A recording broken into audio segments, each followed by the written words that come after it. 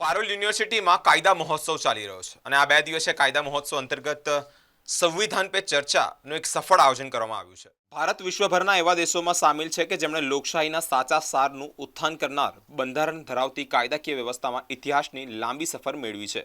આ અનુકરણીય લોકશાહી વારસા સાથે જ પારોલ યુનિવર્સિટીની કાયદા સંસ્થાએ આઈએમએનયુના સંયોગથી જ તેના વિદ્યાર્થીઓને કાયદાકીય બંધુત્વ, જાહેર વહીવટ અને રાજકીય બાબતોની સાચી ગતિશીલતાને ઉજાગર કરવા માટે સંવિધાન પર ચર્ચા 2 દિવસીય કાયદા મહોત્સવનું આયોજન કર્યું છે. આ ઉત્સાહમાં કેટલીક જાણીતી હસ્તીઓ દર્શાવવામાં આવી છે જેમણે કાનૂની સેવા, ન્યાયિક સક્રિયતા, નીતિ, વિકાસ અને સામાજિક યોગદાન દ્વારા રાષ્ટ્રની સેવા કરવા માટે પોતાનું જીવન સમર્પિત કર્યું છે.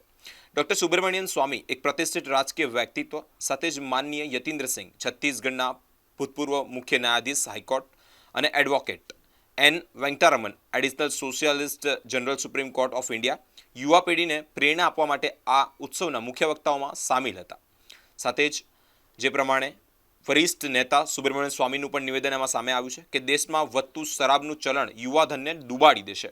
વિદેશમાં પણ સંસ્કૃત શ્લોક વિદ્યાર્થીઓને શીખવવામાં આવે છે. આપણા દેશના હિન્દુકરણને ઝડપથી આગળ વધારવું જોઈએ. યુસીસીને હું સપોર્ટ નહીં કરું તો મને દેશમાંથી બહાર કાઢી મુકાશે. મોદી ખૂબ મનમાની કરી રહ્યા છે તેવું પણ તેઓએ જણાવ્યું છે. દેશના અર્થતંત્ર તેમજ ચાઇનાને ભગાવવાના પ્રયાસ કરવા જોઈએ.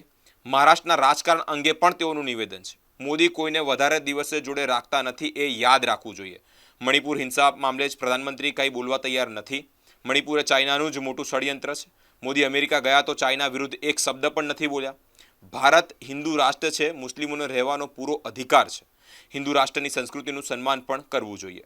સાથે જ તેઓ વાત કરી છે કે મોદી ઇકોનોમીમાં ફેલ છે અને એમને ફરી પ્રધાનમંત્રી ન બનાવવા જોઈએ. રાહુલ ગાંધી સાથે જે થયું છે એ ન થવું જોઈએ. વિદેશોમાં આવો કાયદો નથી. દંડ ભરાવી મામલો થાળે પાડી દેવો જોઈએ. વિદેશમાં મોદીને બધા પગે પડે છે, મણિપુર જાય ત્યાં લોકો પગે પડે તો માનું હું, તેવું સુબ્રમણ્યમ સ્વામી કહી રહ્યા છે. તમામ બાબતોમાં મોદી ઝીરો મીડિયાને ખુશ કરવા માટે 100 માર્ક્સ છે. જ્યુડિશિયરની શરૂઆતથી જ દબાવવામાં આવે છે ત્યારે તિસ્તાને સુપ્રીમ કોર્ટમાંથી રાહત તો મળી જશે. ઇકોનોમી ફેલ, ચાઇના ફેલ, પ્રાંતમાં ગડબડ તમામ માટે મોદી જવાબદાર છે તેવું તેઓ વાત કરી છે. મને છેડ્યો નથી, એ જ માત્ર મોદીએ સારું કામ કર્યું છે. કોરોનામાં દેશથી જીડીપી 16% જેટલી ઘટી છે. હજી સુધી જ કોઈ સુધારો નથી આવ્યો. મારી સાથે ડિબેટ કરવાનું કહેજો, હું ધજિયા ઉડાવી દઈશ તેવી પણ તેઓએ વાત કરી છે. દેશમાં તમામ લોકોએ કાયદો ભણવો જોઈએ. મહિલાઓએ કાયદાનો અભ્યાસ ખાસ કરવો જોઈએ તેવી સુબ્રમण्यम स्वामी ये बात करी है. अरे वो कॉन्स्टिट्यूशन में मैं सपोर्ट नहीं करूंगा तो मुझे देश से निकाल देना चाहिए. ओके सर, लेकिन सर जो पिछले 2 जो बिल आए थे, किसान का जो फार्मर बिल था, हाँ. वो इम्प्लीमेंट नहीं हो पाया. एनआरसी जो एनआरसी था और वो जो दूसरा जो सिटीजन का जो बिल था वो भी इम्प्लीमेंट. तो आपको लगता है ये गवर्नमेंट ये जो यूसीसी है उसको इम्प्लीमेंट कर पाएगी? नहीं, विल पावर या वो कर ही नहीं. देखिए वो तो मंदिरों को से सरकार को बाहर निकालने की जगह में कई जगहों में मैं अभी कोर्ट में जा कर के लड़ रहा हूँ. उत्तराखंड में ऐसा हुआ, फिर कोर्ट में गया तो फिर वापस हुआ निकले. अब महाराष्ट्र में एक कृष्णा का मंदिर है जिसको हमारी बीजेपी की जो मिली जुली सरकार है उसने अपने हाथ में ले लिया, जो हमारे सिद्धांत के विरुद्ध में. तो मैं तो समझता हूँ कि ये तो पार्टी के सबको मिलकर तय करना चाहिए कि भाई तुम सिद्धांत से इधर उधर नहीं हो सकते हो. मोदी बहुत मनमानी कर रहा है इस विषय में. राम सेतु में राष्ट्रीय धरोहर का यानी बोलने के लिए इनको क्या संकोच है? कोई मुसलमान नहीं है, क्रिश्चियन नहीं है, कोई नहीं है वहाँ. तो क्यों मैंने राम सेतु को तो बचा दिया, नहीं तो अटल बिहारी वाजपेयी ने उसको 2 टुकड़ा करने वाला था. वो सेतु समुद्रम प्रोजेक्ट ऐसा लगा कर उसको मैं सुप्रीम कोर्ट में उसको रद्द करवाया. अब फिर मैंने कहा कि अब इसको एक राष्ट्रीय धरोहर बना दो तो क्योंकि आगे कोई नहीं छू सकेगा फिर. तो अब मोदी नहीं कर रहा है. क्यों नहीं कर रहा है? तो मुझे लगता है आप गुजरात के लोगों की दायित्व है, ये मेरा दायित्व नहीं है ठीक करने के लिए. आस्पद परिस्थिति मैंने कभी मेरे राजनीतिक जीवन में देखा नहीं. सर आपको क्यों लगता है कि जब एनसीपी के जो नेता है अभी हाल ही में गठबंधन हुआ है तो जो शिवसेना के जो रिबेल नेता है वो क्यों उद्धव ठाकरे के पास जाएंगे? क्यों आपको ऐसा लगता है? बिकॉज ये मोदी किसी को ज़्यादा दिन रखता नहीं है तो इनका काम हो गया. तो इनको अब दोबारा कोर्ट से बचना, ये सब बहुत मुश्किल है, ये जो लोग टूट के आए थे। और अब इनकी ज़रूरत नहीं है, क्योंकि अब जो जितना चाहिए था नंबर्स में वो एनसीपी से जो बगावत करके आए हैं वो कर सकते हैं, तो इनका छुट्टी करके भेज देंगे। सर, ये मणिपुर के जो हालात है, आपको हाँ। लगता है कि बर्मा और चाइना का पिछले हाँ, का बिल्कुल। हाथ इनके पीछे जो कुकी प्रजाति है उनको सपोर्ट कर रही है वो? बिल्कुल 100%। चाइना का तो सारा हमारी सीमा पर हर जगह में, ये प्रधानमंत्री से ये सवाल पूछो, वो बोलते ही नहीं है। उससे पूछो कि 4000 सुब्रमण्यम स्वामी यहाँ आकर बोल कर गए हैं कि आपका पार्टी का मेंबर ही हैं, वो 4024 स्क्वायर किलोमीटर चाइना ने हड़प कर ली है हमारी, जो दोनों साइड की मानी हुई, क्योंकि वो LAC बनाई गई ना, उसके पार करके आकर के यहाँ वो कहता है कोई आया ही नहीं, तो उनसे पूछो। सर लेकिन ये जो बट जहाँ तक मणिपुर है 100% चाइना का षड्यंत्र है, और वो जगह में भी करेंगे, अभी उत्तराखंड में भी शुरू करेंगे, देखो। चाइना को तो मैं सबसे ज़्यादा जानता हूँ, मैं चाइना भाषा जानता हूँ, मैं उनके बारे में पुस्तक अनेक लिखे हैं, मैंने हार्वर्ड में पढ़ाया भी चाइना। वो तो दिमाग बना ली उन्होंने कि हिंदू, अब अमेरिका और चाइना दो ही देश होना चाहिए, बाकी और नहीं होना चाहिए। अब मोदी गए थे अमेरिका, एक शब्द नहीं चाइना के लिए बोला, यानी ना मोदी ने बोला ना बाइडेन ने बोला। क्यों? क्योंकि चाइना तो बहुत बड़ा है, हम इंडिया कैसे बोलने देंगे। हिंदू राष्ट्र तो है ही। आप नहीं मानेंगे तो अलग बात है। हमने बंटवारा किया था हिंदू राष्ट्र बनाने के लिए, यानी जब मुसलमान ने कहा कि नहीं हमें अलग देश चाहिए, हम और कुछ नहीं मांगेंगे, नहीं छोड़ेंगे, हमें और कुछ नहीं चाहिए, यही चाहिए, तो जब आपने अग्री कर लिया है तो शेष तो हिंदू राष्ट्र है। मुसलमान रह सकता है हमारे देश में, परंतु उसका संस्कृति हिंदू होना चाहिए ना। वो अरब जैसे के वेश पहन के इस देश में रहेंगे, परंतु मैं उनको कैसे कह सकता हूँ, यहाँ कितने लोग अंग्रेज़ की ड्रेस पहन के बैठे हैं, यहाँ कुर्ता पजामा भी कभी पहन लो।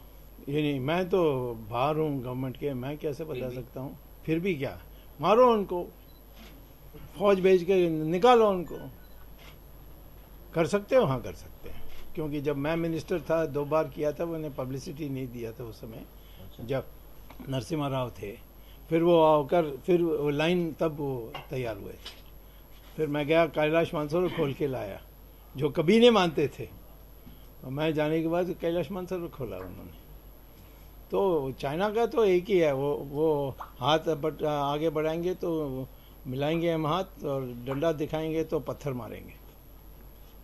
चाइना और कोई भाषा नहीं समझती है, फिर समझती है डरपोक हो तुम, या तुम ऐसे गलत काम किए हो चाइना के साथ कि आप डरते हो कि वो कहीं बाहर ना आ जाए। ब्लैकमेल उसको कहते हैं। जुडिशरी दबाया जा रहा है, प्रभावित की जा रही है जुडिशरी को भी, इन्फ्लुएंस हो रहा है जुडिशरी, इन्फ्लुएंस, अच्छा प्रभाव लगा रहे हैं। वो तो बहुत पहले से चल रहा है, ये कोई नई बात नहीं है। बट आज के जो ज़्यादातर जजेस हैं वो हाई सुप्रीम कोर्ट लेवल में, हाई कोर्ट में अभी भी बहुत कमज़ोर लोग हैं, बट सुप्रीम कोर्ट में तगड़ा है।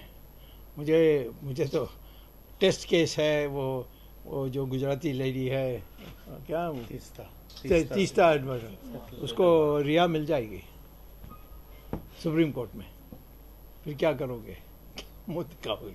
चाइना फेल, हाँ, और हमारी जो प्रांतों में जो गड़बड़ हो रही है उसमें फेल।